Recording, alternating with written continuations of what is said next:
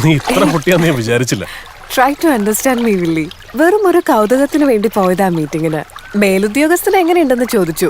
കഷ്ടകാലത്തിന് ഞാൻ പറഞ്ഞു ആളിത്തിരി കുഴപ്പക്കാരനാണെന്ന്. അത്രയും അവളുമാര് വലയം വിരിച്ച് കാത്തിരിക്കായിരുന്നു ഇരയെ കിട്ടാൻ. അവളുമാര് ഫെമിനിസ്റ്റ് ആണെന്നൊന്നും എനിക്കറിയില്ലായിരുന്നു. ഈ ഫെമിനിസം എന്നൊക്കെ പറയുന്നത് ഒരു തരം തട്ടിപ്പ. പുരുഷന്റെ സ്നേഹം നിഷേധിക്കപ്പെടുമ്പോ അതിൽ നിന്നുണ്ടാകുന്ന ഒരു തരം ഫ്രസ്ട്രേഷൻ. ആദ്യം പുരുഷവർഗത്തോടുള്ള വെറുപ്പ്, പിന്നെ അത് ലോകത്തോട് മുഴുവനുള്ള പകയും വിദ്വേഷമൊക്കെ ആയിട്ട് മാറും.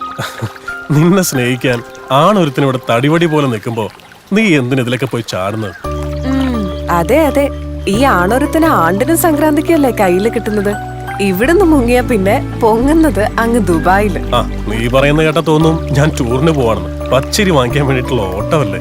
5 സ്റ്റാർ ഹോട്ടലിലെ സ്വിമ്മിംഗ് കോച്ചിന് എന്ത് ഉലുവ് കിട്ടാനാ? എന്നാ പിന്നെ മോനൊരു കാര്യം ചെയ്യും, ഈ ആർത്തി പിടിച്ചുള്ള ഓട്ടോ ഒക്കെ തീരുമ്പോ just give me a ring. Oops, അപ്പോഴേക്കും പിണങ്ങിയോ? ഞാനൊരു തമാശ പറഞ്ഞല്ലേ. എന്നെ കാത്തിരിക്കുക കൊച്ചുമ്മമാരെ മീറ്റിങ്ങിന്. പോവുന്നൊക്കെ കൊള്ളാം, പേപ്പർ ഒന്ന് സൈനിട്ട് കൊടുത്തേക്കല്ലേ. ഓ പിന്നെ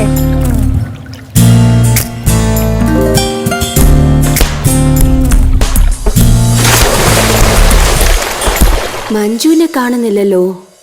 വരും, വരാതിരിക്കില്ല. നമ്മള് കാര്യങ്ങളൊക്കെ പറഞ്ഞ് ബോധ്യപ്പെടുത്തിയതല്ലേ.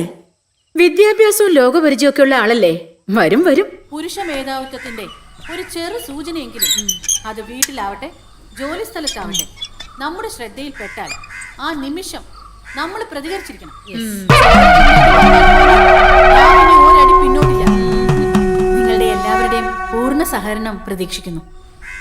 ജയ് നാരി. അടുത്തതായി ഗംഗാദേവി. ദേ മഞ്ജു വരുന്നു. മഞ്ജു വാ, എന്താ ഇവിടെ നിക്കണേ? വാ വാന്നേ. ഹായ്, സ്ത്രീ സമത്വ വേദിയിലേക്ക് സ്വാഗതം. Hearty welcome. Thank you. I am so happy. Thank you. വരൂ പ്ലീസ്. ഇനി കർമ്മ പരിപാടിയിലേക്ക് കടക്കാം. ഈ നിരോക്ഷയുടെ പ്രശ്നം ആകെ രൂക്ഷമായിക്കൊണ്ടിരിക്കുക. എന്ന് പറഞ്ഞാൽ എങ്ങനെയാ? ഇവള് കംപ്ലൈന്റ് ഒപ്പിട്ട് തരണ്ടേ? Madam please give me some more time. ഗോവിന്ദൻകുട്ടിന്ന് കേൾക്കുമ്പോഴേ ഇവളുടെ മുട്ടിടിക്കും. പടക്കാലത്തിൽ ശങ്കിച്ചു നിൽക്കുന്ന പോരാളി പരാജയപ്പെടാം, ചിലപ്പോൾ കൊല്ലപ്പെടാം. ഏത് ഗോവിന്ദൻകുട്ടിയുടെ കാര്യ? നിരോഷ് വർക്ക് ചെയ്യുന്ന ബാങ്കിന്റെ മാനേജർ, ഒരു ഞരമ്പ് രോഗി, കാഴ്ചപ്പാട് ഗോവിന്ദൻകുട്ടി. ഇരിക്കൂ, ഇപ്പൊ ഇങ്ങ് വന്നല്ലേ ഉള്ളൂ. അതല്ല, ചേട്ടൻ വരാറായി. അയാള് വരുവോ പോവോ ചെയ്യട്ടെ. മഞ്ജുനെന്താ? കെട്ടിയാൻ തല്ലുവെന്ന് പേടിയുണ്ടോ? വെട്ടി ഞങ്ങള്. മഞ്ജുവിന്റെ ദേഹത്ത് ഒരു നുള്ളു മണ്ണ് വീണ ആ കൈ ഞങ്ങൾ വെട്ടും. മോളെ മഞ്ജു, ഇനി നീ ഒറ്റയ്ക്കല്ല. നമ്മളെല്ലാം ഒന്നാ. യെസ്. വെക്കി മഞ്ജു. ആ മഞ്ജു ഹസ്ബൻഡ് പേര് പറഞ്ഞില്ല. ഗോവിന്ദൻകുട്ടി. കാഴ്ചപ്പാട് ഗോവിന്ദൻകുട്ടി.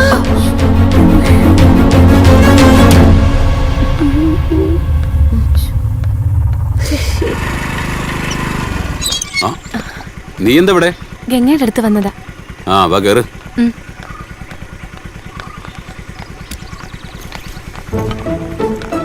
പോകാം.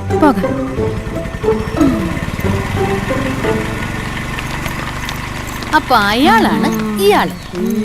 സംഗതി എളുപ്പമായി. തപ്പിപ്പോണ്ട കാര്യമൊന്നുമില്ലല്ലോ. അതെ അതെ, പുലിമടയിൽ വിരുന്ന് വന്ന മാൻകുട്ടി. No time to waste. Attack.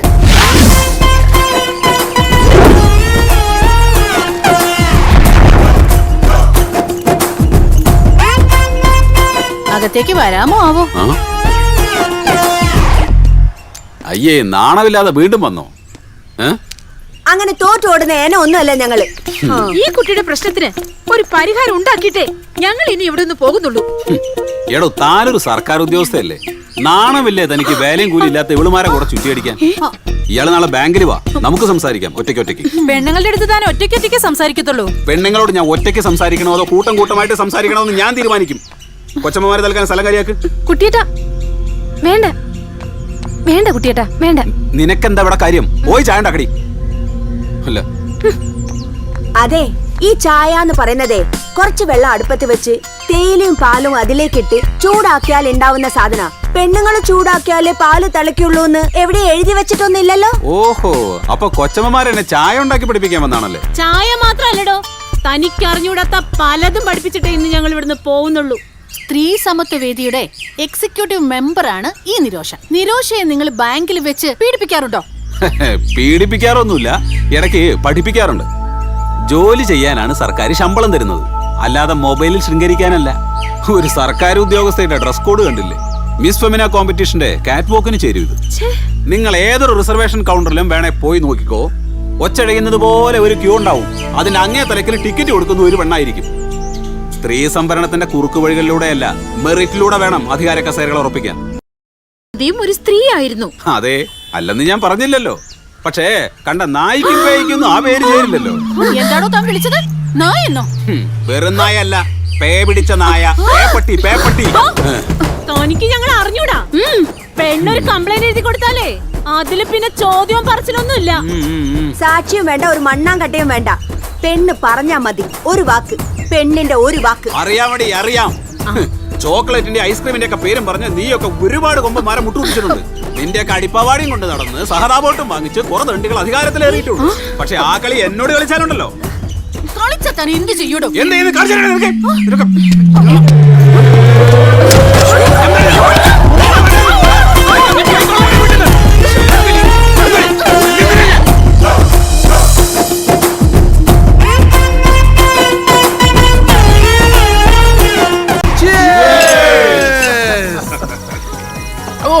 നിങ്ങളാണ് സാറേ ആൺകുട്ടി. ഇന്നത്തെ ചെലവ് എന്റെ വക.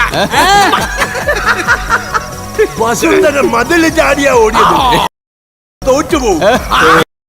മേലെ പോകുന്നു. നിരപ്പായ തറയിൽ സിന്തറ്റിക് ട്രാക്ടറല്ലേ ഓടിയത്. എന്നാൽ ഈ 4 അടി പൊക്കോളം മതിലൊക്കെ ചാടുക എന്ന് പറഞ്ഞാ അത് പിന്നെ മതില് ചാടാൻ അവള് കൊച്ചിലെ എക്സ്പെർട്ട് ആണെന്ന് കേട്ടിട്ടുള്ളത്. എന്നാലും എനിക്ക് ആ കാഴ്ച കാണാൻ പറ്റിയില്ലല്ലോ.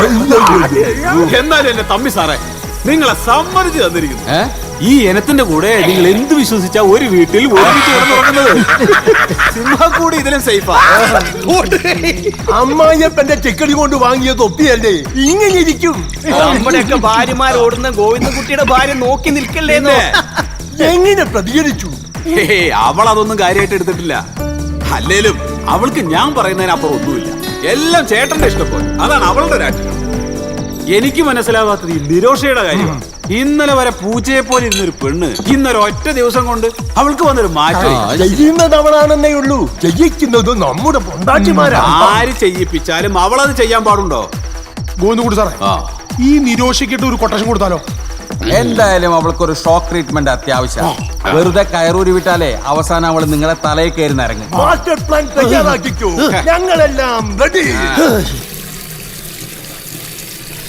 എന്താടോ കഴുകിയിട്ടും തീരുന്നില്ലേ? നമ്മുടെ സഹായം വല്ലതും വേണോ ആവോ? അയ്യോ വേണ്ടായേ, ഓ, നമുക്ക് തല്ലുകൊള്ളാനൊന്നും വയ്യേ. അപ്പൊ അതാണ് കാര്യം. പുത്തൻ കൂട്ടുകാരികളെ തല്ലി ഇറക്കിയത് എനിക്ക് ഇഷ്ടപ്പെട്ടില്ല അല്ലേ? നിങ്ങൾക്ക് സ്ത്രീവർഗത്തോട് തന്നെ പകയും പുച്ഛവുമാണ്. വിഷമാ നിങ്ങളുടെ മനസ്സില്. ആ പെണ്ണുങ്ങളുടെ മുമ്പിൽ ഞാനിപ്പോ ആരായി? ഫസ്റ്റ് പെണ്ണുങ്ങള്. വീട്ടുജോലികളില് ഭർത്താവ് ഭാര്യയെ സഹായിക്കണമെന്ന് പറഞ്ഞത് ഇഷ്ടപ്പെട്ടില്ല, അത്രയല്ലേ ഉള്ളൂ. വീട്ടുജോലിക്ക് ഒരാളെയാണ് ആവശ്യമായിരുന്നതെങ്കിൽ പിന്നെ എന്തിനാ വെറുതെ എന്നെ കല്യാണം കഴിക്കാൻ പോയത്? ഒരു സെർവന്റ് നിർത്തിയ പോരായിരുന്നോ? എടീ, എന്റെ ശാരീരിക സുഖത്തിനുള്ള ഒരു ഉപാധിയായിട്ടോ വീട്ടുജോലിക്കുള്ള ഒരു അടിമയായിട്ടോ ഒന്നും അല്ല ഞാൻ നിന്നെ കൂടെ കൂട്ടിയത്. എന്റെ കൊച്ചു കൊച്ചു സന്തോഷങ്ങളും ദുഃഖങ്ങളും ഒക്കെ പങ്കുവെക്കാനുള്ള ഒരു കൂട്ടുകാരി, അങ്ങനെ ഞാൻ കരുതിയിട്ടുള്ളൂ. എന്നാ എനിക്ക് അങ്ങനെ തോന്നിയിട്ടില്ല. ഒരു ജോലിക്കാരിയെക്കാളും താഴെയാ എനിക്ക് ഈ വീട്ടിലെ സ്ഥാനം. വെറുതെ കയ്യും വീശി കയറി വന്നോളൊന്നും അല്ല ഞാൻ. ഓ അതെ അതെ അതെ, നിന്റെ അപ്പം ഗംഗാധരൻ തന്ന പണം കൊണ്ടാ ഞാൻ ഓടി കാറും ബംഗ്ലാവൊക്കെ വാങ്ങിച്ചത്. ഇത് നിന്റെ മാത്രം പ്രശ്നമല്ല, പെണ്ണെന്ന വർഗത്തിന്റെ. 4, 3, 7 കായോണ്ടിങ് വന്ന് കേറും. എന്നിട്ട് അപ്പന്റെ കയ്യിൽ നിന്ന് കിട്ടിയ ഓരോ കണക്കും കണക്ക് പറയും. കെട്ടിയോന്റെ കീശിലെ കാശ് കൊണ്ട് കണ്ട സ്വർണ്ണക്കടയും തുണിക്കടയും ഒക്കെ കേറി നിരങ്ങും. ആ കാശിനൊന്നും ഒരു വിലയില്ല, ഒരു കണക്കുമില്ല. ഇന്നലെ വരെ ഈ വീട്ടിൽ എന്റേതെന്നോ നിന്റേതെന്നോ ഒരു തരംതിരിവില്ലായിരുന്നു. ഇപ്പോ അതുമായി. നന്നായി. അച്ഛാ, ആ, എനിക്കൊരു സംശയം. ഞാൻ അച്ഛൻ്റെയാണോ അമ്മയുടെയാണോ, അതോ രണ്ടുപേരുടെ കൂടിയാണോ? എന്ത്? കറക്റ്റ് എണ്ണി നോക്കോട്ടാ. എടി ഒരുമ്പെട്ടവളെ, എന്തോ അടിയത്? ഇത് ജപ്തി നോട്ടീസ്. ലോൺ എടുത്ത സമയത്ത് അടച്ചു തീർത്തിട്ടില്ലെങ്കിൽ പിന്നെ ഞങ്ങൾക്ക് ജപ്തി നോട്ടീസ് അയക്കണ്ടേ? അടച്ച് തീർത്തോ ഇല്ലയെന്ന് നോക്കണേ അങ്ങോട്ട്.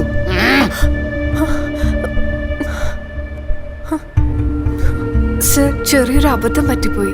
അതിന് നിനക്ക് ചെറിയൊരു അബദ്ധം. മോടെ കല്യാണത്തിന് ഞാൻ സ്ത്രീധനമായി കൊടുത്തത് എന്റെ കിടപ്പാടത്തിന്റെ ആധാരമാ. ജപ്തി നോട്ടീസ് കിട്ടിയതോടെ കല്യാണം കലങ്ങി.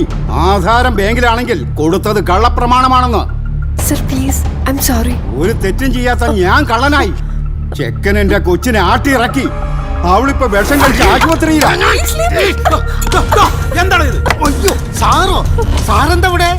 ഞാനാണ് ഇവിടുത്തെ മാനേജർ. എന്താ നിങ്ങളുടെ പ്രശ്നം? അടച്ചു തീർത്ത ലോണിന് ഇവള് ജപ്തി നോട്ടീസ് അയച്ചു. എന്റെ മോള് വിഷം കഴിച്ച് ആവാൻ കിടക്കുക. സാറേ എനിക്ക് ദൈവത്തെ പോലെയാ. പക്ഷെ മാഷയുടെ മോൾക്ക് എന്താ പറ്റിയാൽ ഇവളെ കൊന്നു കുഴിച്ചു കൊടുക്കും. സാറിന് വിചാരിച്ച് ഇപ്പൊ പോവുക. മാഷ വാ.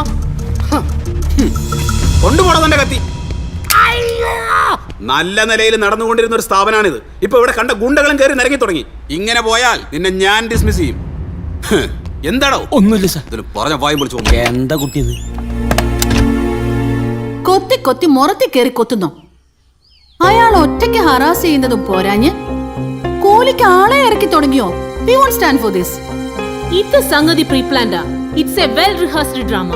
ഇല്ലെങ്കിൽ കൃത്യസമയത്ത് എങ്ങനെ അയാൾ അവിടെ വന്നു? ഗുണ്ടകൾ പോലും ഭയക്കുന്ന ഒരു ഡോണാണ് താനെന്ന് നിന്നെ ബോധ്യപ്പെടുത്താനും ഗോവിന്ദകുട്ടിക്ക് കഴിഞ്ഞു. അയാളുടെ കൈകൊണ്ട് ചാകുന്നത് വരെ നീ ഈ കംപ്ലൈന്റ് ഒപ്പിടാതെ കറങ്ങി കറങ്ങി നടക്കും. അയ്യോ മാഡം, പീഡന കേസ് എന്നൊക്കെ പറയുമ്പോ അതിത്തിരി കൂടി പോയില്ലേ? ഇതാ കുഴപ്പം. ഈ കുട്ടി സ്ട്രോങ് അല്ല. ഓരോ ചൊണക്കുട്ടികൾ 10-40 പേരുടെ ലിസ്റ്റ് എഴുതിയാ വനിതാ കമ്മീഷനിൽ കൊടുക്കുന്നേ. നിങ്ങൾ അങ്ങ് എഴുതിക്കേ. അയ്യോ. ഹലോ എന്താ ഇത്? കറണ്ട് പോവാൻ കണ്ട സമയം. നീ ഇലക്ട്രിസിറ്റി ബോർഡിലേക്ക് ഒന്ന് വിളിക്കോ യശോദേ?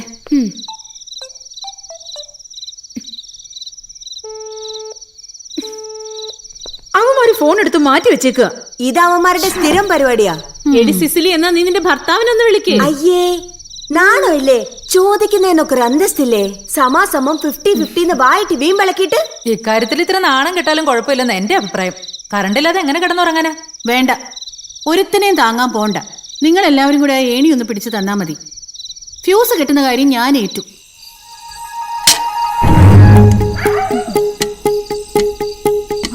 പതുക്കെ പതുക്കെ. ആ സൂക്ഷിച്ച്.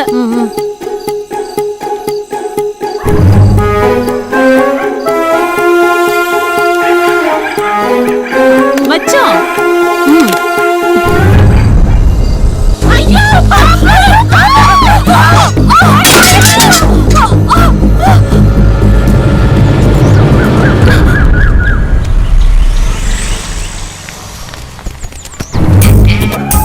ഫയർഫോഴ്സ് വരണേ!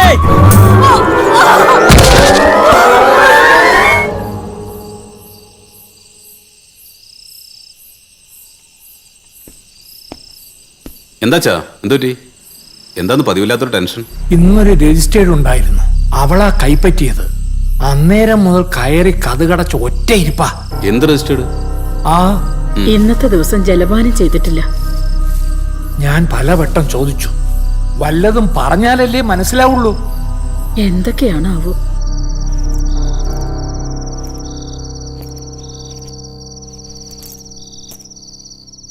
ഇന്നെന്താ പുതിയ ഭൂകമ്പം?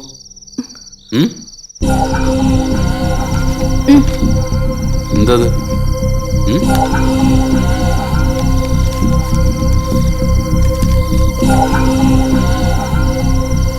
ഓ, ഇത്രയേ ഉള്ളൂ? ഇതിനായിരുന്നു ഇത്രയും വലിയ പൂവില്? ഇത്രയുള്ളൂന്നോ? ചിരിച്ചു തള്ളാനായിട്ട് അത്ര നിസ്സാര കാര്യമാണോ ഇത്? വനിതാ കമ്മീഷനിൽ നിന്ന് വന്ന സമൻസാ. നിങ്ങളുടെ സ്റ്റാഫാണ് പരാതിക്കാരി. അതൊക്കെ എനിക്ക് മനസ്സിലായി. അവര് കൊടുത്ത പരാതി അന്വേഷിക്കാൻ അവർ എനിക്കൊരു സമൻസ് അയച്ചു. That's all. ഞാൻ നേരിട്ട് ഹാജരായി കാര്യങ്ങൾ ബോധ്യപ്പെടുത്തുമ്പോ കേസ് അങ്ങ് തീരും. എങ്ങനെ തീരും? നിങ്ങൾ അവളെ പീഡിപ്പിക്കാൻ ശ്രമിച്ചെന്നാ കേസ്. അത് കള്ളപ്പരാതിയാണെന്ന് തെളിയിക്കാൻ എനിക്കറിയാം. കള്ളപ്പരാതിയോ? കല്യാണം കഴിക്കാത്ത ഒരു പെണ്ണ് ഒരാൾ പീഡിപ്പിച്ചെന്ന് പരാതി കൊടുക്കില്ല. എടി, നിനക്കിപ്പോ എന്നേക്കാൾ വിശ്വാസം നിന്റെ ആ അലവലാതി കൂട്ടുകാരികൾ പറയുന്നതാണ് അല്ലേ? നീ ഇത്ര ചെറുതാവല്ല മഞ്ജു, പ്ലീസ്. നാളെ ഇത് പത്രങ്ങൾ വാർത്തയാക്കും, ചാനലുകൾ ആഘോഷിക്കും. അപ്പോഴോ? പത്രങ്ങളും ചാനലുകളും എന്തും പറഞ്ഞോട്ടെ, എനിക്കതിൽ ഒരു വിഷമമില്ല. പക്ഷെ നീ എന്നെ വിശ്വസിക്കാതിരിക്കുന്നതാണ് കഷ്ടം. ഞാനിനി ആൾക്കാരുടെ മുഖത്ത് എങ്ങനെ നോക്കും? ഓ, അപ്പൊ അതാണ് പ്രശ്നം. നീ എങ്ങനെ ആളുകളുടെ മുഖത്ത് നോക്കും? നീ എങ്ങനെ ജീവിക്കും? ഈ സാഹചര്യത്തിൽ എന്റെ കൂടെ നിൽക്കുന്നതിന് പകരം നിനക്കുണ്ടാകുന്ന പ്രശ്നങ്ങൾ മാത്രമാണ് നീ ചിന്തിക്കുന്നത്. നോക്കു മഞ്ജു, തൊട്ടു പോകരുത് തന്നെ.